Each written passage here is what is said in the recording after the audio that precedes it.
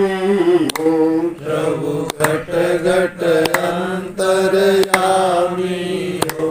है जग में तुमसे कौन परे, है जग में तुमसे कौन परे।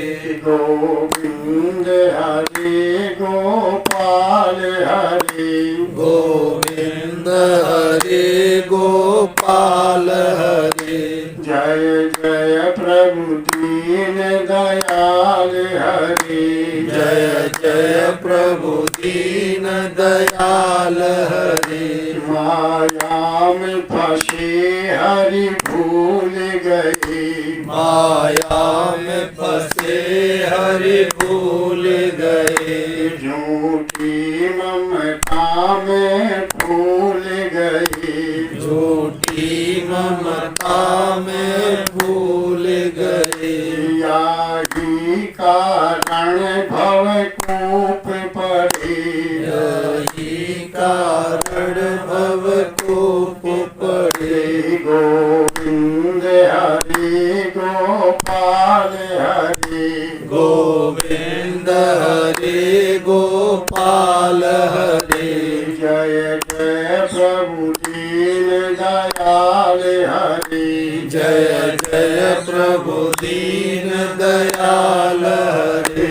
मेरे मन मंदिर में आ जाओ, मेरे मन मंदिर में आ जाओ। प्रभु जगमग ज्योति जगा जाओ, प्रभु जगमग ज्योति जगा जाओ। हम आन पड़े हैं द्वार तेरे, हम आन पड़े हैं द्वार तेरे। गोविंद हरे गोपाल हरे, गोविंद हरे गोपाल हरे। जय जय प्रभु दीन दयाल हरे, जय जय प्रभु दीन दयाल हरे। सदगुरुदेव भगवान की भैया। आगे धंधो पीछे धंधो और धंधे पे धंधो। धंधे में जो भजे राम को वही राम को बंदो। इनसे तो कभी पीछा नहीं छूटे और न आज तक छूटा। जब से शरीर पैदा हुआ श्रुत समाधि सबसे हम क्रियाओं में फंसे हुए, कर्मों में फंसे हुए। बताओ भाई, जब से शरीर संभाला है तब से धंधा कर रहे, क्यों कर रहे बताना। अरे कोई नौकरी कर रहा है, कोई खेती कर रहा है, कोई बिजनेस कर रहा है, कोई चोरी कर रहा है, कोई डाका डाल रहा है, पता नहीं क्या क्या कर रहे हैं, लेकिन क्यों कर रहे हैं? अरे बताओ। इसलिए कर रहे हैं कि हमारे दुखों का नाश हो जाए, हमें सुख मिल जाए, इसीलिए तो कर रहे हैं ना। लेकिन मुझे बताना, इतने बड़े हो गए, सबके सिर सफेद, कितना सुख मिला है अब तक? नहीं मिला। क्यों? क्योंकि इनमें सुख है ही नहीं, और सुख है वहां हमारी नजर में।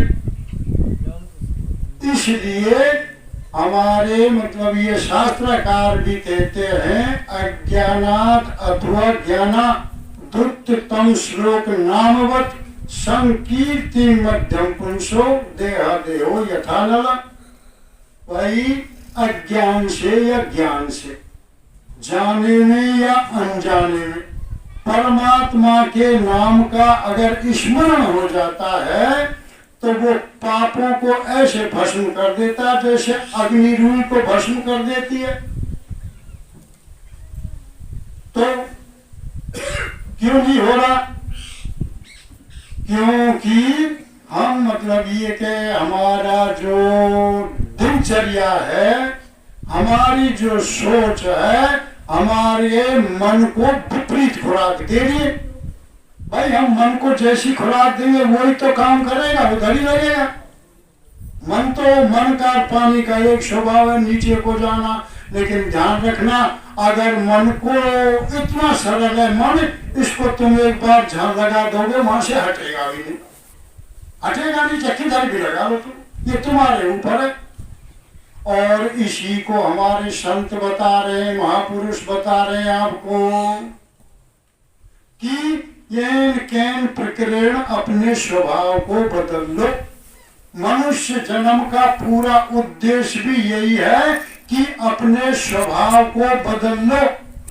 आज हमारे ऋषि मुनि देखो, धूप में तप रहे, अग्नि में तप रहे, जल में तप रहे, बर्फ में पड़े हैं, एकांत कुटियाओं में पड़े हैं। क्यों भाई?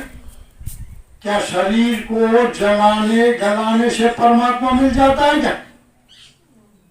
नहीं मिलता। और मिलती वो चीजें जो खोई हो, खोए हमें, और सोच रहे परमात्मा खो गया, कहीं वहां मिल जाए, कहीं वहां मिल जाए, कहीं वहां मिल जाए, हमारी भाग दौड़ खत्म ही नहीं होती। और ये जानते ही नहीं कि परमात्मा तो मेरे साथ सदा है, एक क्षण को भी दूर नहीं है, दूर है तो हमें। जो भी हमारे ऋषि मुनि तप कर रहे, सिर्फ इतना कर रहे कि मेरा स्वभाव बदल जाए, यानी अनुकूलता प्रतिकूलता में सम हो जाए, बस। अगर अनुकूलता प्रतिकूलता में हम सो गए, सम हो गए, तो समझ लो हमारी मुक्ति हो गई, जीते जी। और कुछ नहीं है। कोई जूतों की माला पहना, यह मतलब ये कि क्या नाम से कोई फूलों की माला पहना, कोई असर नहीं पड़े। बच्चा, एक कल छोटा सा बच्चा आया, देखो सब सत्संग हो रहा है, सब यहाँ बैठे और वो माटी में खेल रहा है, खूब हंस रहा है अपने आप ही। और दिन भर वो मतलब ये कि मैंने उसको देखा बड़ा खुश, कभी इधर से इधर दौड़ के आ जाए, कभी इधर से। उसकी मम्मी या घर वाले कौन थे, उसको लेने के आए, वो भी भग गया, वहां से उधर से जाके धूल उड़ाने लग गया। ये स्वभाव कैसे हो?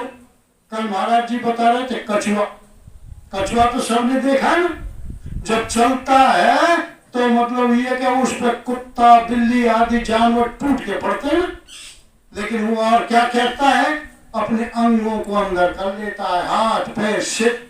अब तुम थपेड़ा मारो। बोला मेरे पे तो पर्वत मंथन भी हुआ था, समुद्र मंथन पे पर्वत भी चला, उससे फर्क नहीं पड़ा, तो तुम्हारे पे क्या फर्क पड़े? बस जब वो चले जाते हैं ना, तो फिर अपने को फिर निकाल के फिर चल देता है। बस कछुए के वहां पर खो जाए। लेकिन हो कैसे? क्यों कि हम कभी गुरु की शरण में नहीं बैठते। गुरु भी आजकल मतलब ये कि जिज्ञासु को मिलता है, बाकी को तो फटीचरी मिलते, और हम फटीचरों में खुश हैं। खोज भी हमारी उम्मीद की है। गुरु शिष्य आजकल फटीचरी खोज रहा है, और गुरु भी ऐसे शिष्यों को खोज रहा है जो मेरे जैसे फटीचर हो। दोनों की झोली, वो सोचता है उस मेरी झोली उससे भर जाए, वो सोचता है मेरी झोली उससे भर जाए, बस इतने तक ही हम सीमित हो रहे। लेकिन ध्यान रखना, उस गुरु से हमारा हित नहीं है, किसी भी तरह से हित नहीं है। अगर हमारा हित होगा, हमारी मुक्ति कराएगा, तो श्रोत्रिय और ब्रह्मनिष्ठ गुरु ही करा सकता है, दूसरा नहीं। जिसने वेदों को शास्त्रों का जो ज्ञाता है वो, और जिसने परमात्मा को जाना है, आत्मा का साक्षात्कार किया है, वो गुरु तुम्हारा भला कर सकता है, वो तुम्हारे को मुक्त कर सकता है, दूसरा गुरु नहीं कर सकता। लेकिन हम अज्ञान व संदेह हो गए, बस गुरु उसी को खोजते जिससे मुझे जगत के भोग मिल जाए, मेरे घर को भर दे, नौकरी लगा दे, और लेना एक हम देना दो। तुम्हें बहका सकता है, भ्रम में डाल सकता है, और तुम्हें लूट सकता है, लेकिन मुक्त नहीं कर सकता, घर को भी नहीं भरेगा। मुक्ति बात तो छोड़ो। इसलिए ऐसे गुरु की शरण करो। मेरी एक छोटी सी कविता है मेरे की, इस बारे में बता देता हूँ। अंधे नाविक की नाव पल्ली पार नहीं जाएगी, सोच समझ कर बैठना, बिन मौत मौत आएगी। अरे भाई, जिस नाव का खिवैया नाविक अगर अंधा है, तो वो नाव पल्ली पार चली जाएगी क्या? चल जाएगी? नहीं जाएगी। हो सकता है चल जाए, है?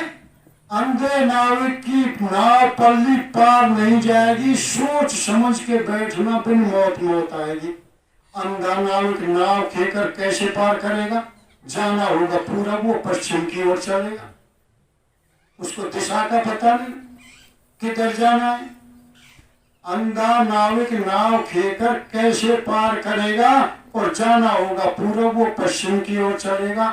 दिशा दशा के ज्ञान बिना वो नाव और टूटेगी, उसको अपनी नाव का ही पता नहीं है। ध्यान देना, ऐसे गुरु की भी बारे में सोचना कहाँ है? जिस नाव की जिसको कंडीशन का पता नहीं, जिसको दिशा का ज्ञान नहीं, वो नाव कहीं बीच में ही थपेड़े खा के किसी टापू से टकरा के बिखर जाएगी।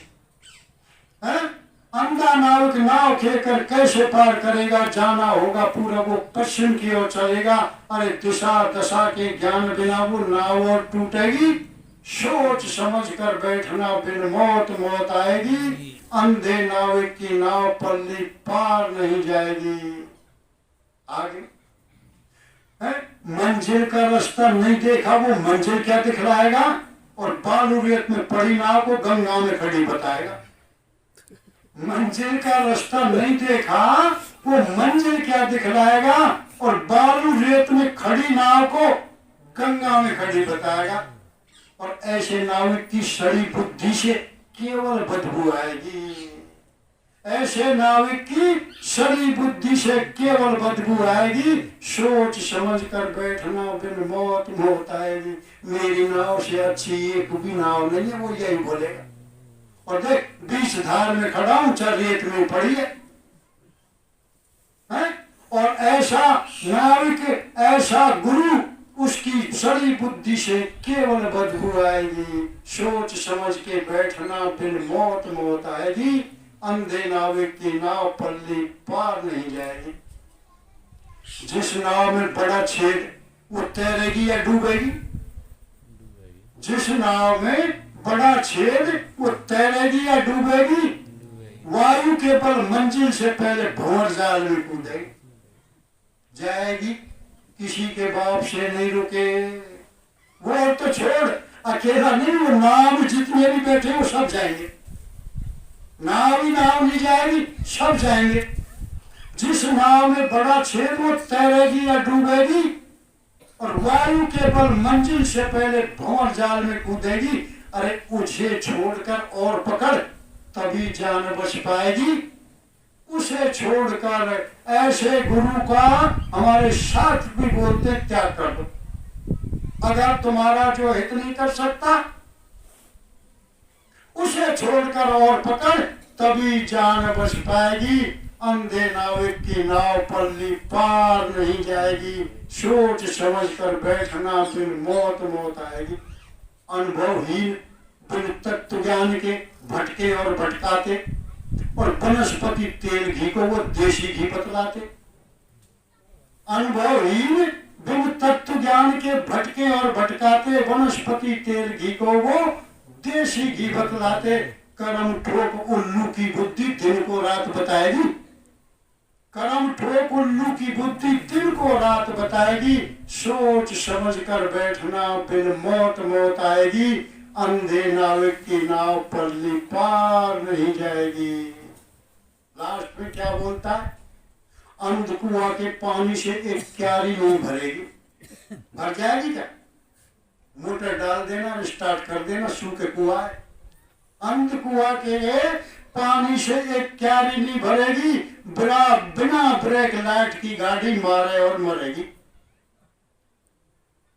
रामानंद, सोच समझ के बैठना नहीं, जेब साफ हो जाएगी। जेब साफ हो जाएगी। अंधे नाविक की नाव पल्ली पार नहीं जाएगी। सोच समझ के बैठना, बिन मौत मौत आएगी।